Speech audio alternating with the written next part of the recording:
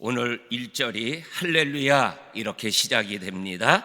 그리고 마지막 10절이 어떻게 끝나냐면 여호와를 찬양함이 영원히 계속되리로다, 이렇게 시편 111편이 끝나고 있습니다. 우리 성도님들, 할렐루야라는 뜻이 무엇인지 아시죠? 뭐예요? 하나님을 찬양하라 라는 뜻이잖아요. 그러니까는 1절에 할렐루야로 시작하고 10절에 할렐루야의 뜻을 해석하는 거로 끝나고 있어요. 그러니까는 할렐루야로 시작해서 하나님을 찬양함이 영원히 계속될지어다. 그러니까는 그 10절 끝부분을 하나님을 찬양함이라는 거를 할렐루야가 영원히 계속될지어다 이렇게 말씀을 해도 전혀 틀린 말이 아니죠. 우리 성도님들, 우리 2024년의 끝자락에 왔어요. 그리고 성탄의 기다림도 이제 끝자락에 왔어요. 할렐루야로 시작하고 할렐루야로 끝나는 그러한 저와 성도님들의 믿음과 성탄의 삶이 될 수 있기를 주의 이름으로 간절히 축원합니다. 아멘. 할렐루야와 감사로 시작하는 이 할렐루야와 감사로 시작하는 내용이 2절부터 10절까지 몇 가지로 기록되어져 있습니다. 그 중에 하나가 뭐냐면 오늘 반복해서 나오는 하나님이 행하시는 일이라는 표현이에요. 2절에 보면 여호와께서 행하시는 일, 그리고 3절에 하나님의 행하시는 일, 그리고 또한 7절에 그의 손이 하시는 일, 이러한 어떤 표현들이 반복해서 나오는 것을 읽어보게 되어집니다. 나는 1절과 2절부터 나오는 반복되는 말씀을 연결하면 어떠한 말씀이 되냐면 하나님이 행하신 일로 인하여 하나님을 찬양하게 되고 하나님께 감사하게 된다라는 시인의 고백이 되는 것입니다. 그러면서 하나님이 행하시는 일은 어떠한 일이냐라는 것에 대해서도 설명해 주고 계셔요. 그래서 2절에 보면 하나님이 행하시는 일들은 크시다 이렇게 표현하고 있습니다. 그리고 또한 3절에 보면 하나님이 행하시는 일은 존귀하고 어미하시다 이렇게 말씀하고 계십니다. 또한 4절에 하나님이 행하시는 일은 기적의 일이다 이렇게 말씀하여 주고 계십니다. 그리고 또한 7절 말씀에 가게 되어 6절 말씀에 보게 되면 6절에 그가 행하시는 일은 능력 있는 일이다 이렇게 말씀하고 계셔요. 7절에 그의 손이 하시는 일은 진실과 정의가 담겨 있는 일이다 이렇게 표현하고 계십니다.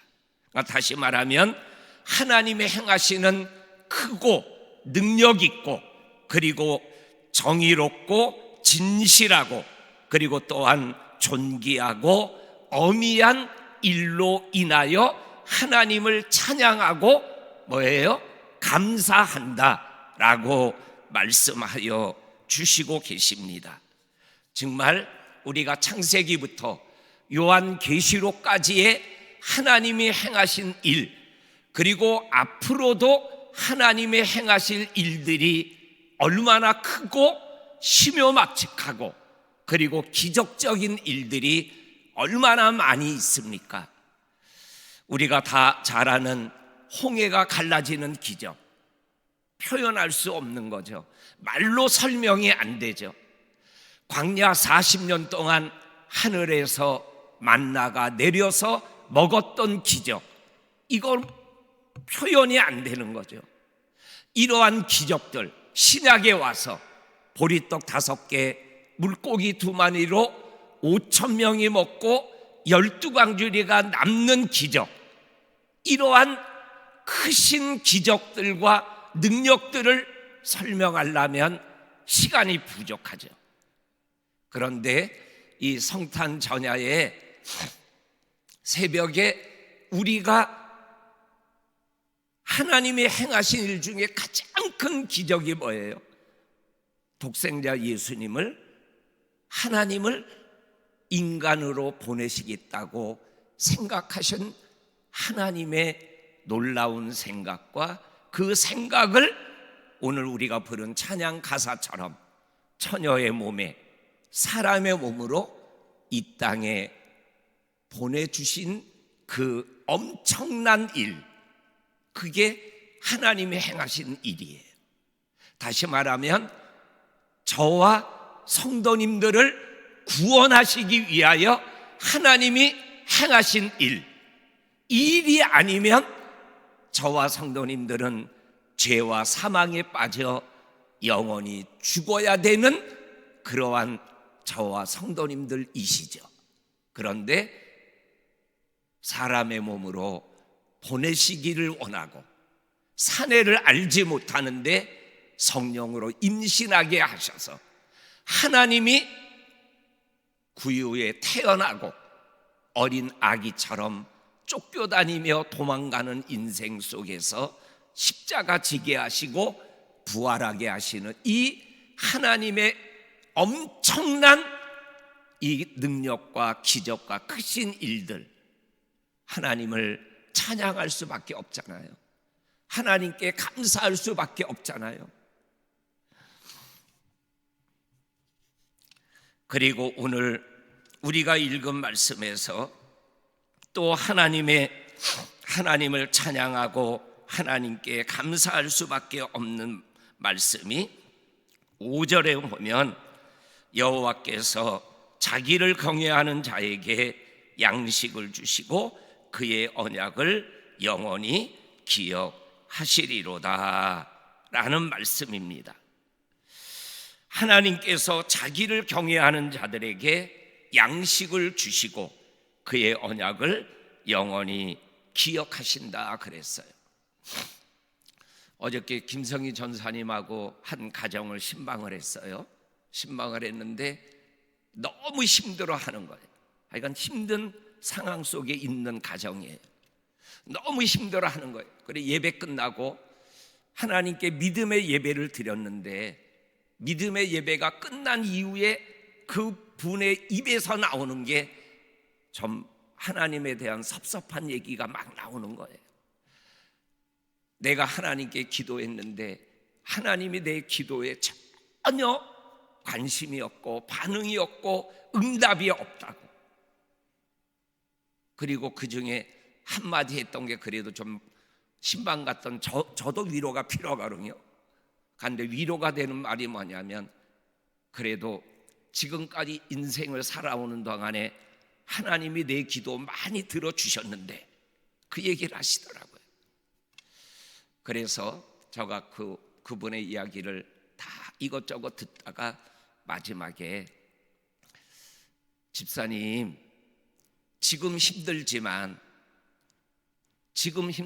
집사님의 입에서 고백한 것처럼 집사님이 기도했던 거 하나님이 다 들어주셨다면요,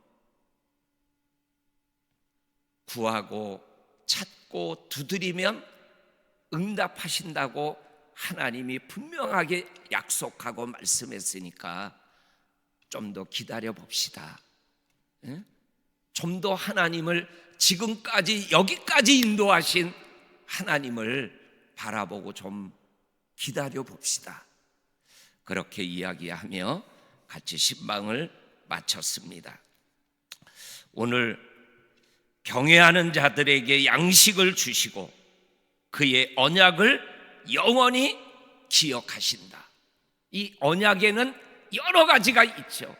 기도의 언약, 말씀의 언약, 그리고 특별한 나에게만 주시는 약속의 말씀이 있죠. 그거를 붙잡으면 하나님이 다 기억하신다라는 거죠.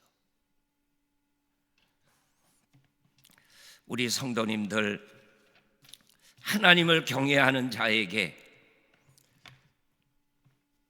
말라기 4장 2절에 기억하시죠? 의로운 태양이 떠올라 치료하는 광선을 발하여서 외양간에 나온 송아지같이 싱싱하게 뛰놀게 되리라. 하나님을 경외하는 자를 하나님이 외면하거나 내치지 않으십니다. 그러한 믿음 가운데 하나님께 할렐루야 그리고 감사가 나오는 것이죠. 그 다음에 또 하나님을 경외하는 자에게 뭐를 허락해 주시냐 하면 10절에 보면 여호와를 경외하는 자에게는 지혜를 주신다 그랬어요. 이 말씀은 우리 너무나 익숙한 말씀이죠. 잠언 1장 7절에도 이 말씀이 똑같은 말씀이 나오죠. 여호와를 경외함이 지혜의 근본이다. 여호와를 경외하면 인간의 생각을 뛰어넘은 하나님의 지혜가 내 속에서 꿈틀거리는 것을 경험하게 되어진다라는 것이죠. 그러면서 오늘 이 본문 말씀을 가지고 큐티를 하신 성도님들은 이 큐티 제목이 뭐였어요? 제목이 뭐냐면 기억하시는 하나님을 기억하라. 이게 저는 참 은혜가 됐어요. 여기에 기억하시는 하나님이라는 말씀 앞에 단어 하나가 빠졌어요. 그게 뭐냐면 나를 기억하시는 하나님을 기억하라. 이거를 지난 주일날 성탄의 삶을 살자라는 말씀을 했던 말씀과 연결하면 그런 말씀이죠. 누가 저한테 문자 하나 보냈다 그랬잖아요. 목사님, 지금 성탄의 계절에 매주마다 성탄의 삶을 살자 그러는데 성탄의 삶을 산다라는 게 뭐예요? 하나님이 우리와 함께 하신다라는 마태복음 1장 23절의 말씀을 믿고 하나님이 나와 함께 하는 건 변하지 않으니까 내가 하나님과 함께 하겠다라는 것이 성탄의 삶을 사는 겁니다. 하나님이 나를 기억하셔요. 이거는 변하지 않아요. 그러면 나도 나를 기억하시는 하나님을 기억하며 살아가야죠. 그 하나님, 나를 기억하는 하나님을 기억하는 기억의 믿음의 행동이 이렇게 새벽을 깨우는 거예요. 기도하는 거예요. 성경을 보는 거예요. 말씀 앞에 내 스스로가 성경 한 장 한 장을 넘기며 말씀을 묵상하는 거예요. 그리고 말씀대로 살아가려고 믿음의 선한 싸움을 싸우는 거예요. 오늘 본문 말씀 4절과 5절에 보면 하나님의 기적을 사람이 기억하게 하셨으니 여호와는 은혜로우시고 자비로우시다. 5절에 여호와께서 자기를 경외하는 자들에게 양식을 주시며 그의 언약을 영원히 기억하신다. 하나님이 나에게 주신 언약을 하나님이 잊지 않고 기억하신다라는 거예요. 그러니까는 너도 내가 너를 기억하는 것처럼 너도 나를 기억해라. 그리고 여기에 보면은 기적을 사람으로 하여금 기억하게 하신다. 이거는 4절 끝부분에 나오는 하나님은 은혜로우시고 자비로우시다. 하나님의 자비로우신 은혜, 그 속에서 나타난 나에게 있었던 기적의 은혜를 기억하라는 거예요. 그러면 하나님과 나와의 관계가 뭐예요?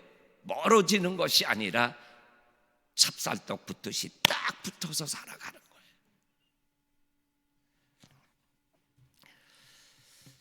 그리고 오늘 우리가 읽은 말씀에서 제일 많이 나오는 단어가 뭔지 아셔요?